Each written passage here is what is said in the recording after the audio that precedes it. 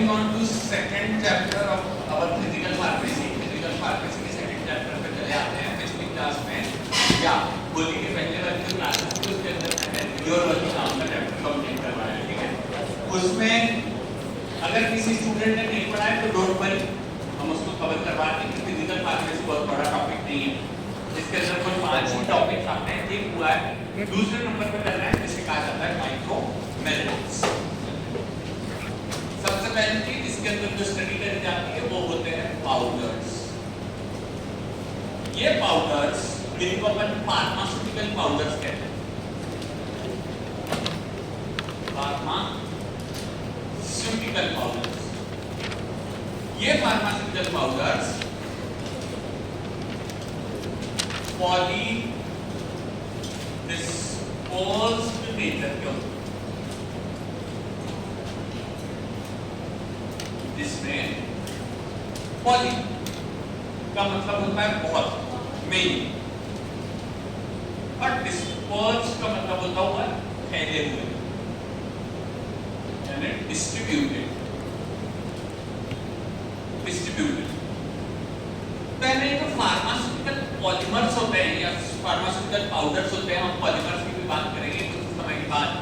लेकिन ये जो फार्मास्यूटिकल पाउडर्स होते हैं इनके अंदर बहुत सारे अलग-अलग साइज, शेप के पार्टिकल्स अवेलेबल होते हैं. इसी के कारण इनको कहा जाता है पॉलीडिस्पर्स इन नेचर. जैसे एक छोटा सा एग्जांपल की बात करते हैं. हम आप मिलाकर के 40-50 लोग यहाँ बैठे हुए हैं. अगर सबकी हाइट नापी जाए तो डेफिनेटली हम सबकी हाइट एक जैसी नहीं है. किसी की हाइट थोड़ी कम आएगी, किसी की थोड़ी ज्यादा आएगी. हो सकता है बहुत सारे लोग एवरेज हाइट वाले हो. तो ऐसे ही सैंपल्स को कहा जाता है पॉलीडिस्पर्स्ड सैंपल, जिसके अंदर बहुत सारे साइज के पार्टिकल्स प्रेजेंट होते हैं.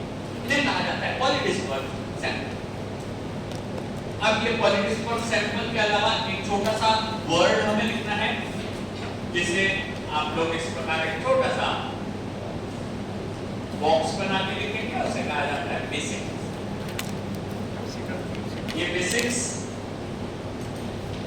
यूनिवर्सिटी के एग्जाम में बिल्कुल आवश्यक नहीं है, लेकिन ये बेसिक्स जीपट टाइप के एग्जाम्स में बहुत आवश्यक है. ओके, जहां पे बात आती है पॉलीडिस्पर्स की, उससे मिलता जुलता एक नाम आता है जिसे अपन कहते हैं मोनोडिस्पर्स. दूसरा कहलाता है मोनोडिस्पर्स. मोनोडिस्पर्स, ठीक है. मेरा ख्याल अब सभी लोगों के दिमाग में ये चीज आ गई होगी कि अगर ये पॉली है तो इसका मतलब क्या होता होगा, ये सारे सेम साइज के होते हैं. जैसे एक एग्जांपल सुनिएगा. अगर हम कोई टॉफी लेते हैं मिक्स, ठीक है, इसमें 100 टॉफियां हैं. क्या सभी मिक्स की गोलियों का साइज किसी का छोटा किसी का बड़ा रह सकता है? होना तो नहीं चाहिए, ठीक है, क्योंकि वो बनाएगी. अच्छा, पार्ले जी के सारे बिस्किट एक ही साइज के होते हैं? हाँ सर. और जब हम साबुन खरीद के लाते हैं, क्या सारे साबुन सेम साइज के होते होंगे? ऐसी चीजें कहलाती हैं कौन सी?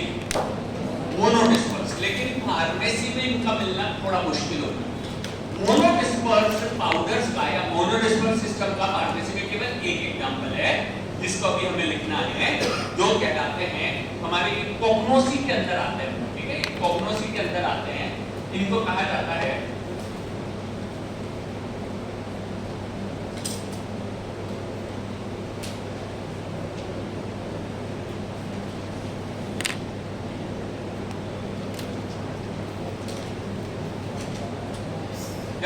स्किप हो गया है माइंड से. 2 मिनट बाद जैसे कि याद आएगा वर्ड मैं यहाँ लिखवा दूंगा. अभी केवल एक छोटा सा वर्ड है, उसको आप यहाँ पे छोड़ दीजिए. जस्ट स्किप हो गया माइंड से. मोनोडिस्पर्स में केवल एक ही आता है, और बाकी सारे पाउडर्स होते हैं जो होते हैं पॉलीडिस्पर्स्ड. ठीक है. पाउडर बनाने के जो तरीके होते हैं, या पाउडर ज्यादातर समय 2 तरीके से बनाए जाते हैं. हमारे फार्मास्यूटिकल पाउडर्स कई बार बनाए जाते हैं साइज रिडक्शन. साइज रिडक्शन,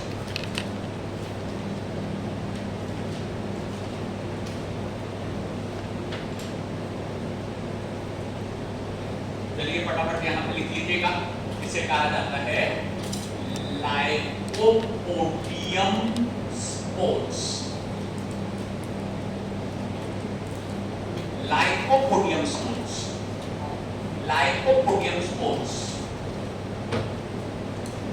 ये फार्माकोग्नोसी के प्लांट के, जिन्हें अपन कहते हैं ना पोलन ग्रेन्स या परागकण, उस तरीके के प्रोडक्ट होते हैं।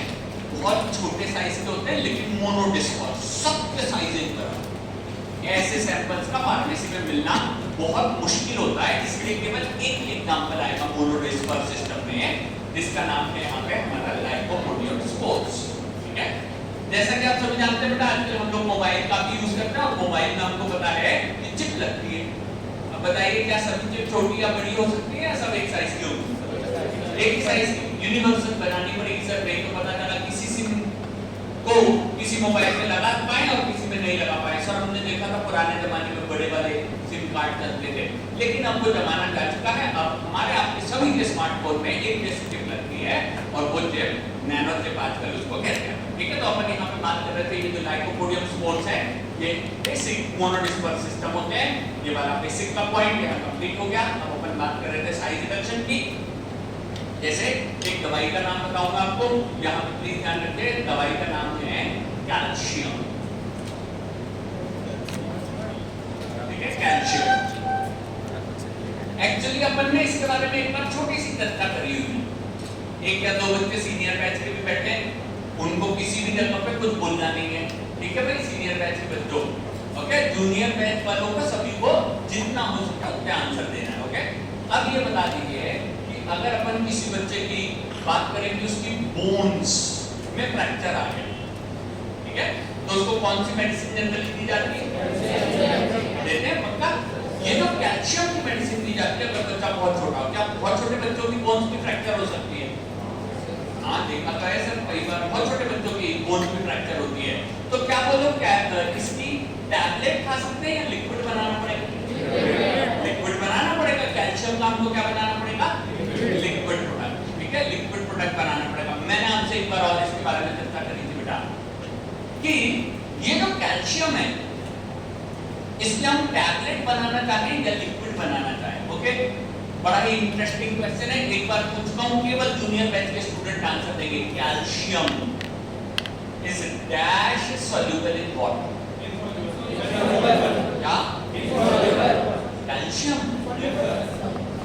चलिए, ठीक बात है बेटा, नो डाउट मैं आपसे चीजों के बारे में चर्चा करूंगा, लेकिन एक बात बताइए, हमारे शरीर में लगभग कितना परसेंट पानी? 70%। और हमारी बोन्स का ही बनी है। अगर कैल्शियम पानी में सॉल्युबल होता तो हमारी सारी बोन्स अभी तक क्या हो चुकी होती? डिसॉल्व हो चुकी होती। ठीक है, हालांकि थोड़ी बहुत मात्रा में कैल्शियम डिसॉल्व जरूर होता है, अदरवाइज हार्ट के कॉन्ट्रैक्शन नहीं हो पाते, अदरवाइज मसल्स के कॉन्ट्रैक्शन नहीं हो पाते, थोड़ी बहुत क्वांटिटी में होता है। वैसे भी आप जानते हैं पानी एक यूनिवर्सल सॉल्वेंट, वो कई सारी चीजों को डिसॉल्व कर सकता है, लेकिन कैल्शियम को बहुत कम मात्रा। ओके, तो हम कैल्शियम के बारे में चर्चा करेंगे। एक बड़ा इंटरेस्टिंग क्वेश्चन, ये ध्यान से सुनिएगा, जो चीजें पानी में इनसॉल्युबल होती है, जो चीजें पानी में इनसॉल्युबल होती है, उनके लिक्विड्स हमको किस प्रकार के बनाने पड़ेंगे? वेरी गुड, बहुत बढ़िया, सस्पेंशन नेचर के बनाने पड़ेंगे, क्योंकि वो सिरप नहीं बन सकते, सिरप्स तो डिसॉल्व होती है, मोनोपेथिक नेचर की होती है, एलिक्सर्स मोनोपेथिक नेचर के होते हैं। हम यहाँ बात कर रहे हैं कि वो सस्पेंशंस बनाने में, ओके, और सस्पेंशन बनाने के लिए हमें चाहिए भरपूर मात्रा में कैल्शियम। ओके, कैल्शियम बहुत साधारण सा क्वेश्चन है, हमें जनरली कहाँ से मिलता है? कैल्शियम हमें जनरली कहाँ से मिलता है? वेरी करेक्ट, बिल्कुल सही बात है सर, मिल्क से हमारे शरीर को कैल्शियम भरपूर मात्रा में मिल जाता है।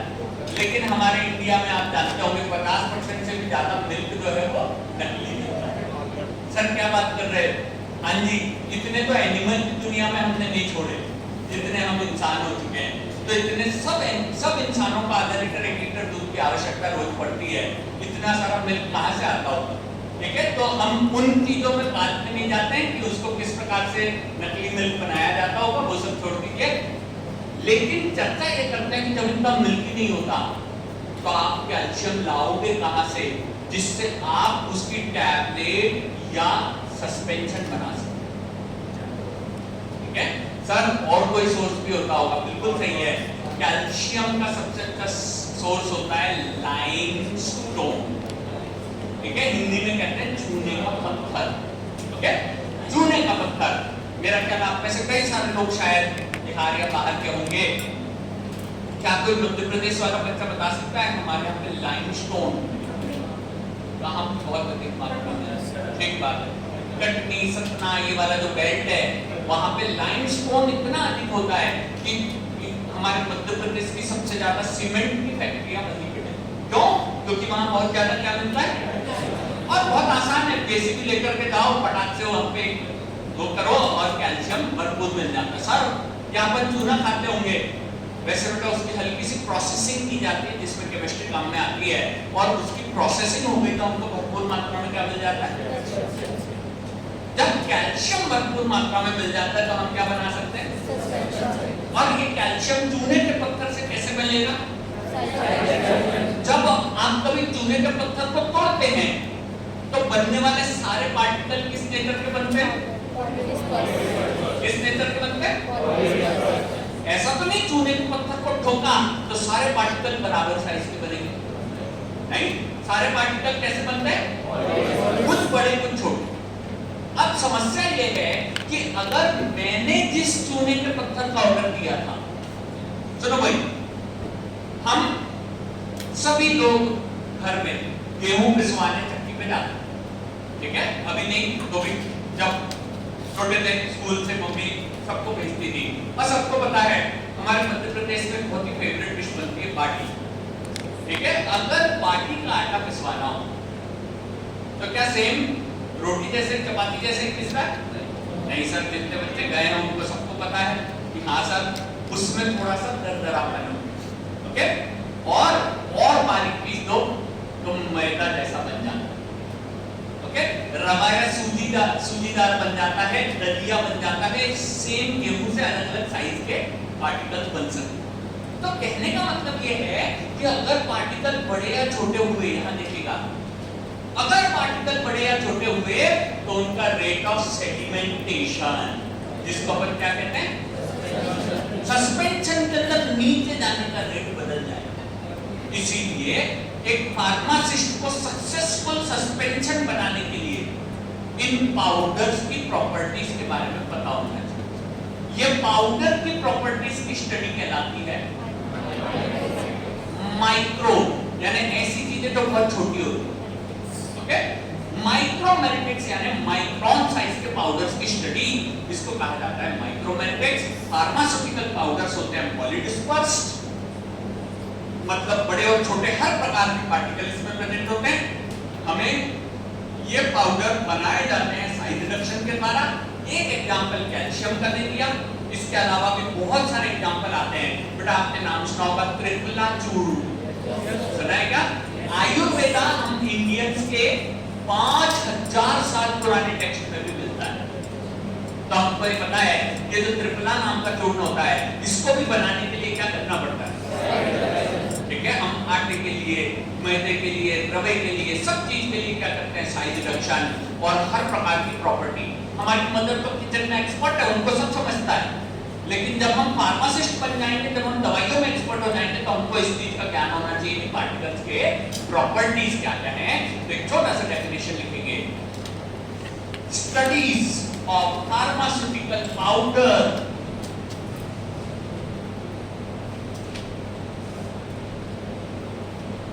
are called as micromeritics.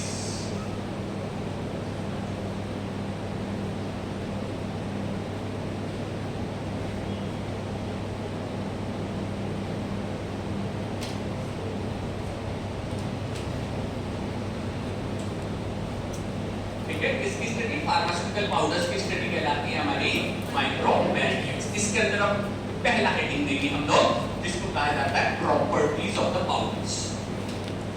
Properties of the powder, इसके अंदर मैं ब्रॉडली ये बता दूंगा कि इस पूरे चैप्टर में अपने को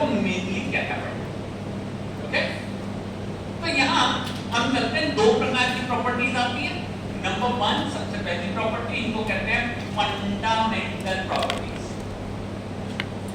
फंडामेंटल प्रॉपर्टीज। और दूसरी कहलाती है डिराइव्ड प्रॉपर्टीज। डिराइव्ड प्रॉपर्टीज पहली कहलाती है फंडामेंटल प्रॉपर्टी, दूसरी कहलाती है डिराइव्ड प्रॉपर्टी। इनके अंदर कुछ नाम हम लिख लेंगे और उसके बाद तुरंत एक्सप्लेन कर देंगे कि ये क्या क्या चीजें होती है। ठीक है, सबसे पहले फंडामेंटल प्रॉपर्टी में नंबर 1 हमें बात करनी पड़ेगी particle size and it's distribution.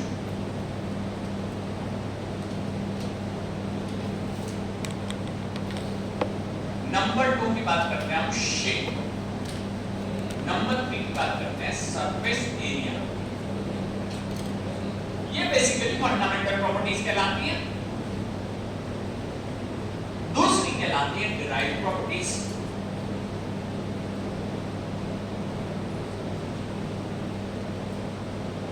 इनके अंदर आती है डेंसिटी और बल्कीनेस। इनके अंदर आता है पाउडर फ्लो। इनके अंदर आता है पाउडर की पोरोसिटी। इसके अंदर आता है पाउडर का डिसोल्यूशन एंड सो ऑन। एक तो छोटी मोटी और चीजें आती है, लेकिन बेसिकली ये 4 चीजें इसके अंदर आती है। हमारी बुक्स में, हमारी रेफरेंसेस में बस इतना ही दिया है, नहीं पढ़ना है। इसके अलावा छोटी मोटी चीजें आती हैं, नाम पर जरूरी है, जब आएंगे तब बता दूंगा, अभी इससे ज्यादा कुछ नहीं पढ़ना। ये कहलाती है डिराइव्ड प्रॉपर्टीज, ये कहलाती है फंडामेंटल प्रॉपर्टीज।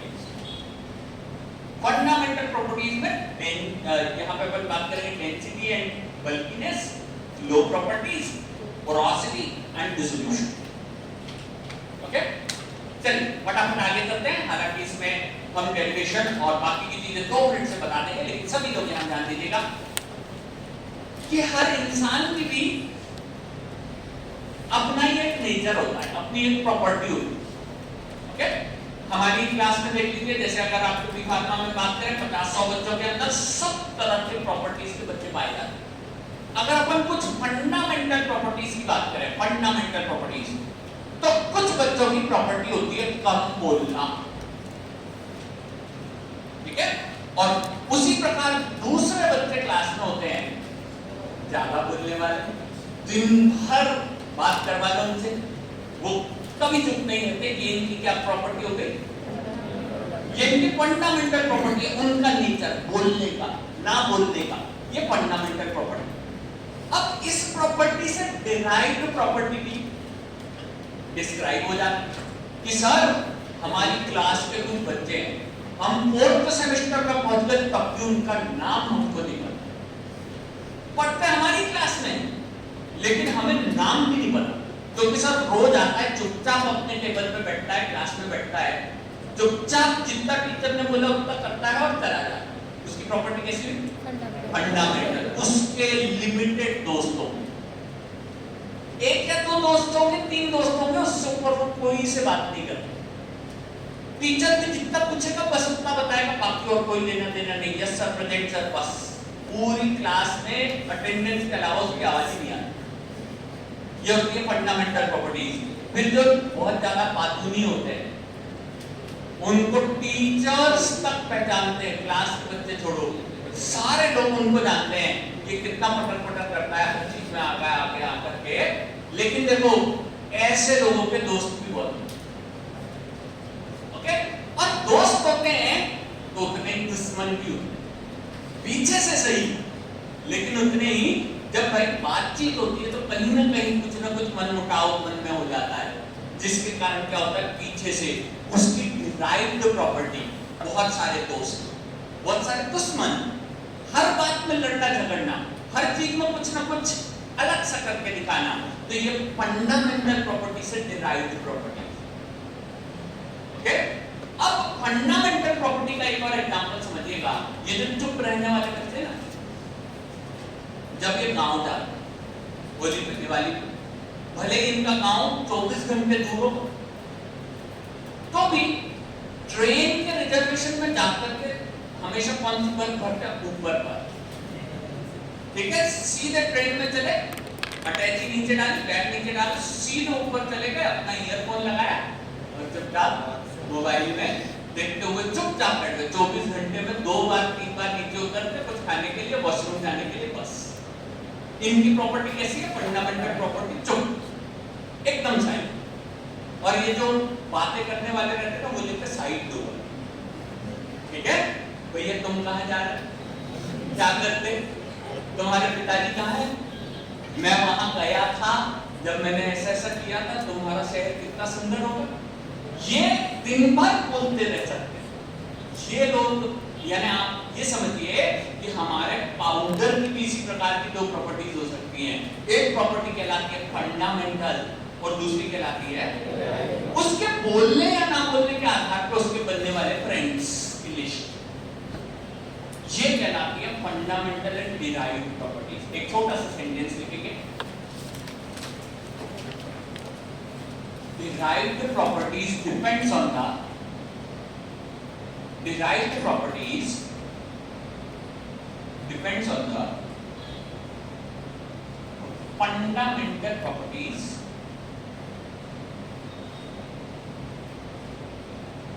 of powders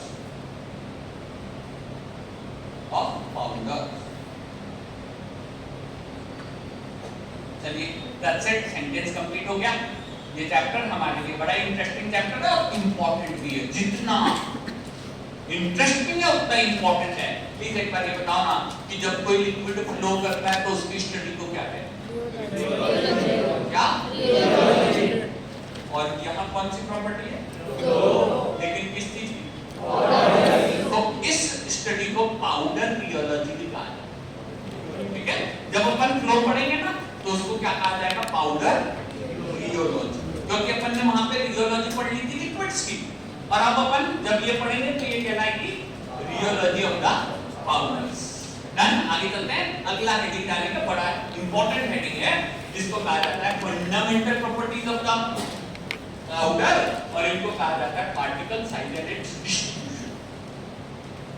बड़ा और इंपॉर्टेंट टॉपिक है, इससे हर साल क्वेश्चन आते हैं, चाहे किसी भी एग्जाम की बात कर ली जाए।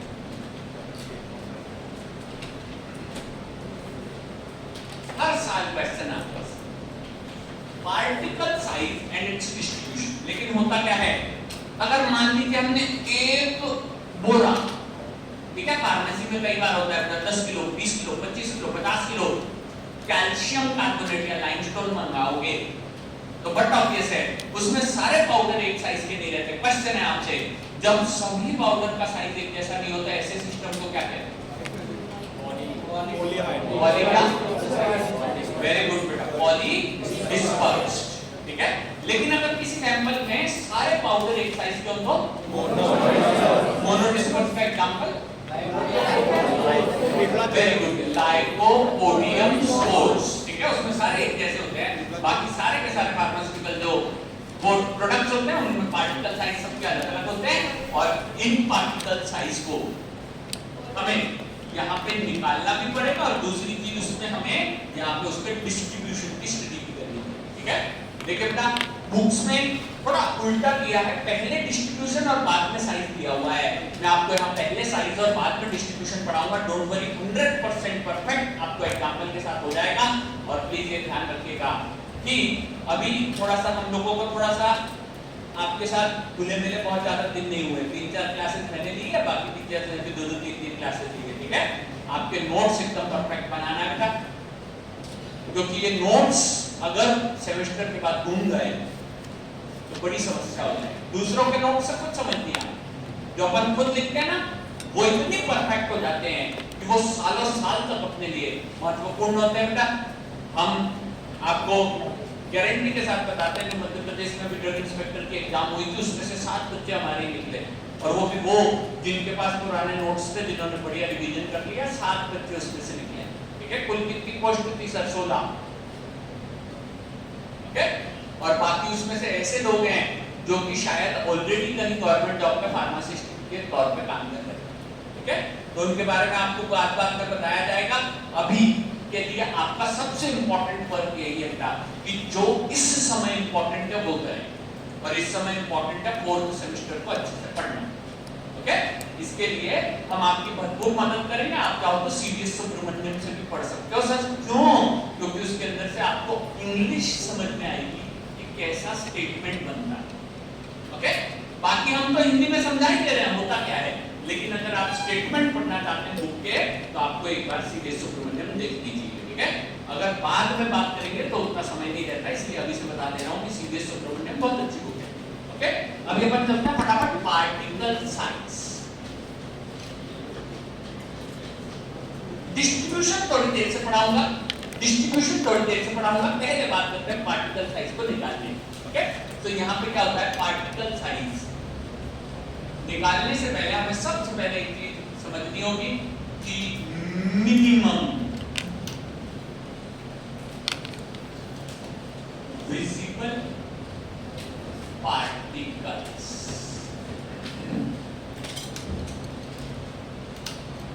क्वेश्चन है बहुत ही आसान, क्या आपके और मेरे बीच में माइक्रो ऑर्गेनिज्म है? दिखते क्यों नहीं? सर हमारे आंखों के देखने की कैपेसिटी इतनी छोटी नहीं है कि सर अपन उन माइक्रो ऑर्गेनिजम्स को देख सकें। वो माइक्रो ऑर्गेनिज्म हैं लेकिन आंखों से दिखाई नहीं देते। क्यों? क्योंकि हमारे आंखों से देखने की कैपेसिटी है जो होती है लगभग 40 माइक्रोमीटर।